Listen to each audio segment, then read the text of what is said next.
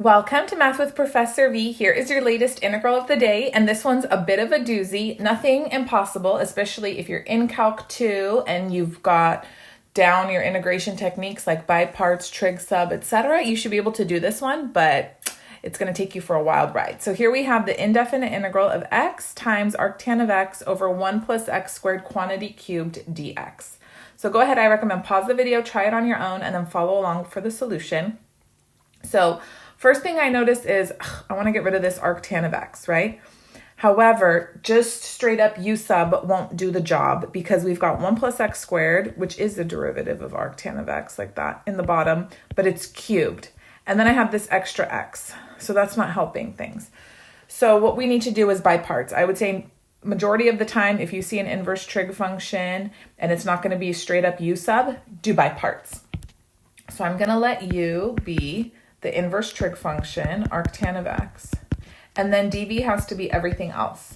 So it's going to be x over 1 plus x squared cubed dx. How are we doing?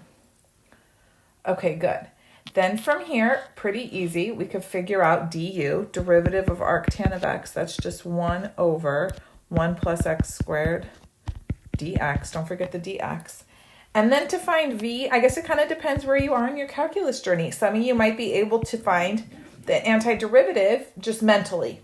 Others of you might need to do a little side work. So if that's the case, that's fine. So let's just do a little aside moment. If we need to figure out the integral of x over 1 plus x squared cubed dx, what would you do? Well, yeah, I mean, this 1 plus x squared, we have x to the second power, x to the first up top. This is just screaming for a u sub. But we just used up the variable u. Don't forget. So we got to pick somebody else. So I'm going to say, all right, let's let t be 1 plus x squared. And then dt is 2x dx. So 1/2 dt is x dx. Okay, perfect. So then rewrite this in terms of t. I'm going to put the 1/2 outside. And then here's x dx. So that's just dt over t cubed. Perfect. And then just rewrite this. This is 1/2 integral t to the -3rd dt. So that's 1/2. Add 1 to the exponent, divide by the new exponent, right? So adding 1 to -3 makes it -2. And then divide by -2, that's the same as multiplying by the reciprocal. So then this is -1/4. T to the -2nd is the same as 1 over t squared. Who was t? It was 1 plus x squared. Okay, now I just needed the antiderivative for the by parts formula. I just need this part here. So I'm going to rewrite that right there where v is. Good? Okay, so it's -1 over 4 times 1 plus x squared squared, like that. Okay, everybody's accounted for. Fabulous. Now what I'm going to do, this is getting a little wild already, and we've just begun. I'm going to copy this guy down so then we can rewrite everything using the by parts formula. Okay, so just hang tight, and we're going to continue. Okay, so our by parts formula tells us we can rewrite the integral as u times v. So then that's going to be negative arctan of x over 4 times 1 plus x squared squared minus integral of v du. So minus this product, now it's going to be positive 1 over 4 times 1 plus x squared cubed, right? Now I have 3 of them, dx. Okay, are things going in a direction I'm happy with? Always do like a little check-in when you're partway through a problem. Yeah, because now I don't have an arctan of x in the integrand anymore. It's out here, not bothering me. Perfect. Before I continue though, you see how these both have 4s in the denominator? Yeah, so I'll leave this one here, but I kind of want to take this guy out before I proceed. So we have negative arctan of x over 4 times 1 plus x squared squared plus 1/4, and then I'm just going to focus on this integral here. 1 over 1 plus x squared cubed dx.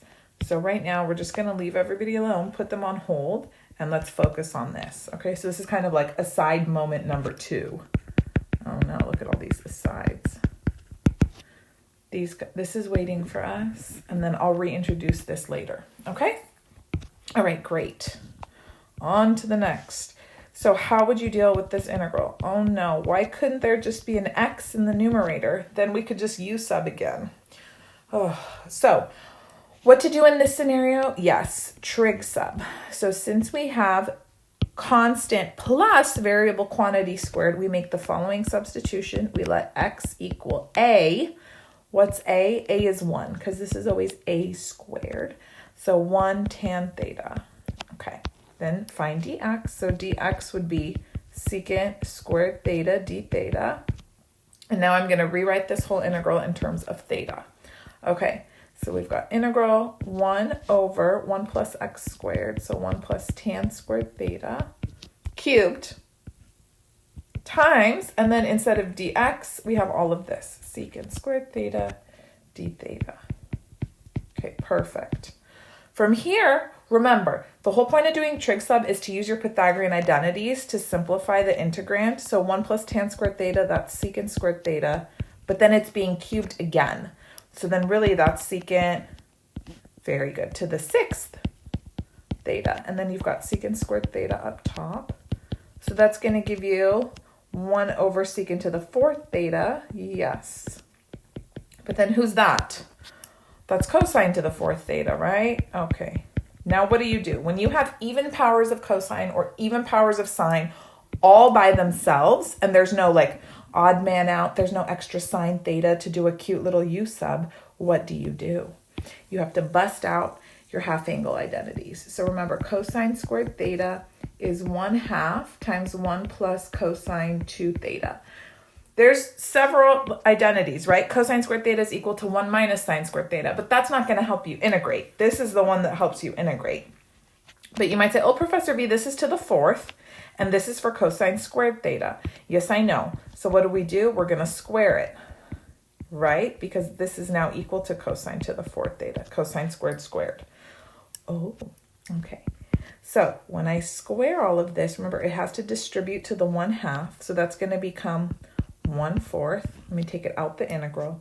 And then I have to square this whole quantity, 1 plus cosine 2 theta. So it's going to be 1 plus 2 cosine 2 theta plus cosine squared 2 theta d theta. Okay. So let's see. Can we integrate 1? Sure. Can we integrate 2 cosine 2 theta? No big deal. What about cosine squared 2 theta? No. We must use that identity once more. So cosine squared 2 theta, I'm going to replace with 1/2 times 1 plus cosine, always double the argument, so then it would be 4 theta. Very good. Okay, so let's see now what do we got. 1/4 patiently waiting for us out there. Combine like terms as you go whenever possible, please. So this is 1 plus 1/2, that's 3/2, plus 2 cosine 2 theta, plus 1/2 cosine 4 theta d theta. Okay, beautiful. We should be home free now. 1/4. Start integrating, children.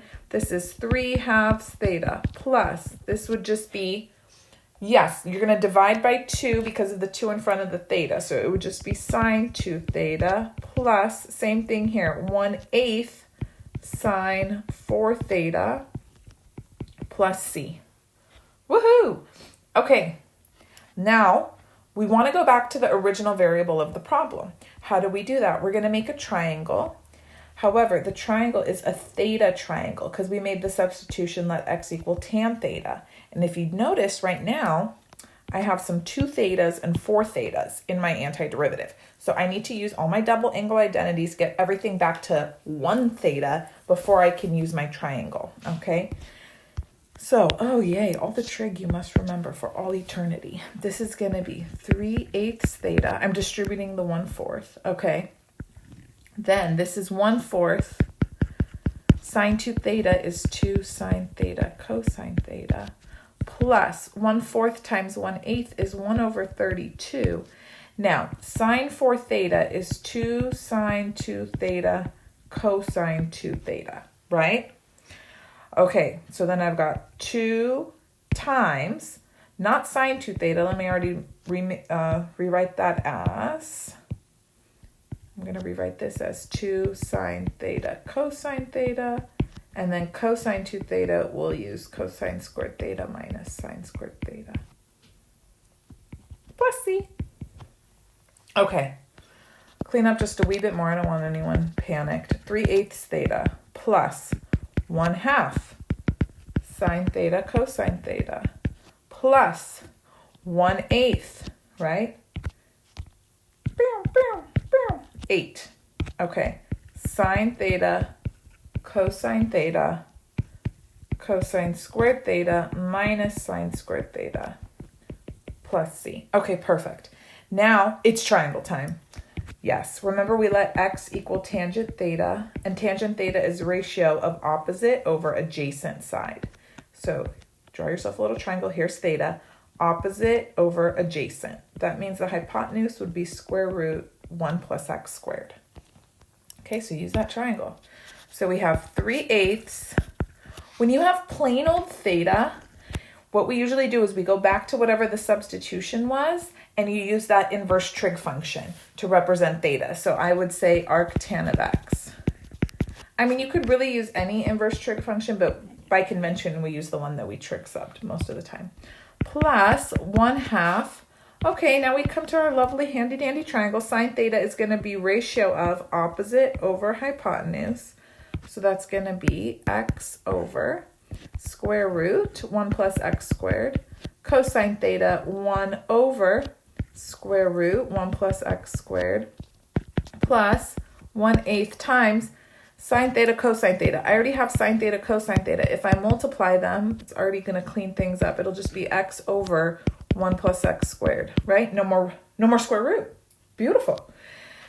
Times cosine squared minus sine squared. Oh, that's 1 over, no more radical, minus sine squared would be x squared over 1 plus x squared. Plus C. Okay, I think we can reintroduce everybody that we ditched earlier. What do you think? You might say, I don't even remember, Professor V. I blacked out a few minutes ago. No. Remember we had this guy? And then we're also needing to add a 1/4 to our antiderivative. Okay, let's do it. So all together now, we're getting reunited.